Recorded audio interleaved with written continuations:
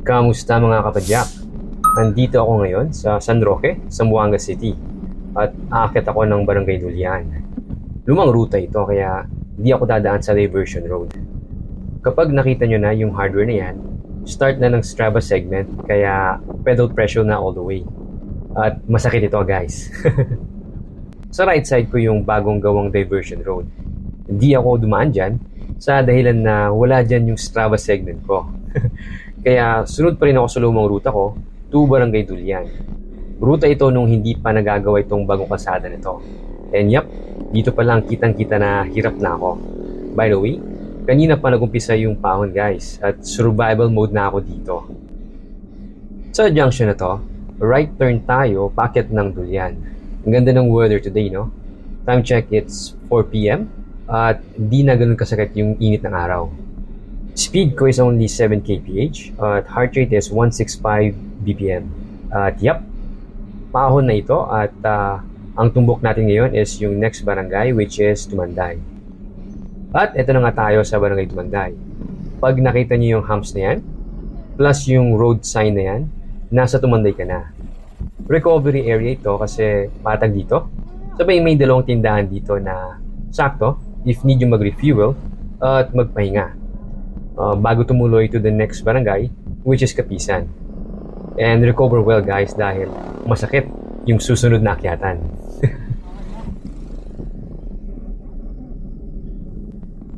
Andito pa rin pala ito. Akala ko kasi nagawa na itong section ng road na ito dito eh.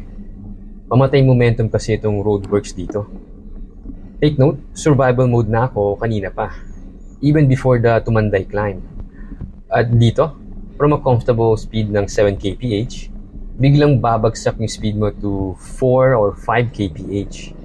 Sa speed ko now, mas mabilis pang maglakad actually. Dito ako naunahan ng mga joggers, nalala ko last year. And yes, tahi mode na ako. Kanina pa actually nung packet pa ako ng Tumanday. For now, this is the only way na mairaos ko itong ahon nito. Buti na lang malilim na ngayon. Earphones off nga pala sa ganitong tahi mode para dinig nyo agad if may parating na sasakyan at makapwesto.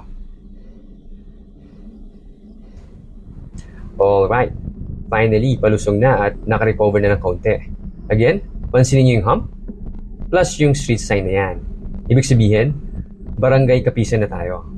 Saktong spot ito for refueling and resting. Also, pansinin nyo, patag na uli dito.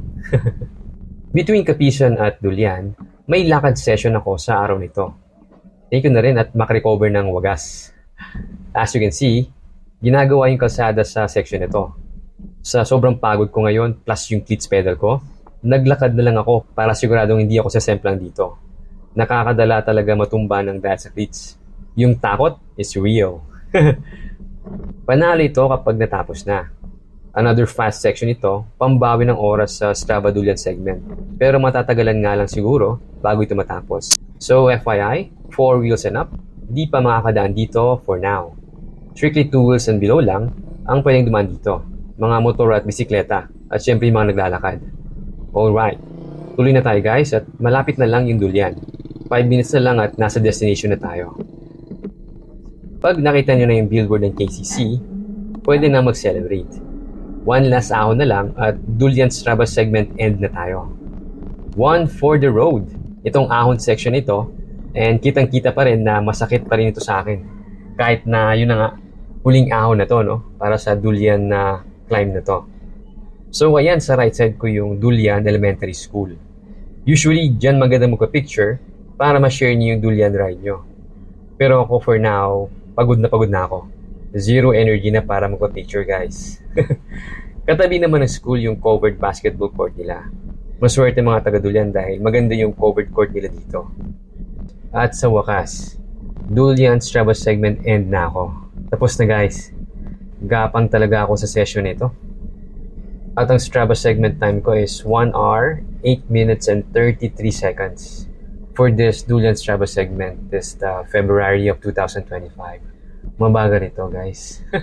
Pero ayos lang. Happy ako at nakakit pa rin ako dito kahit na masakit. Paborito kong ruta talaga itong Dulyan. Pero medyo disappointed ako kasi akala ko kaya kong kunin ito ng under 60 minutes. Historically kasi, nakukuha ito ng 60 minutes. I guess kulang na kulang pa ng malaki yung biking fitness ko para makuha yung 60 minutes. Ang weird lang talaga nitong dulyan. Ang hirap at ang sakit umakyat dito, pero panay pa rin yung balik ko dito. Malaking sense of accomplishment kasi, para sa akin, knowing na kaya ko pa rin itong akyatin sa pacing na pinilit, katulad nito. If from Zamboanga City kayo, or nagawi kayo ng Zamboanga City, I highly recommend itong Dulyan Ruta. Sigurado ako it will be a memorable ride for you and will be worth your time and effort. Plus yung ride pababa ng Dulyan is parang roller coaster. Assuming na confident kayo sa descending riding skills nyo, okay? So promise, talagang masarap yung pababa dito. Anyway, thanks for watching guys. See you next time here sa Dulyan kapag makuha ko na yung 60 minutes for the Strava segment here, okay? Ride safe mga kapadyak.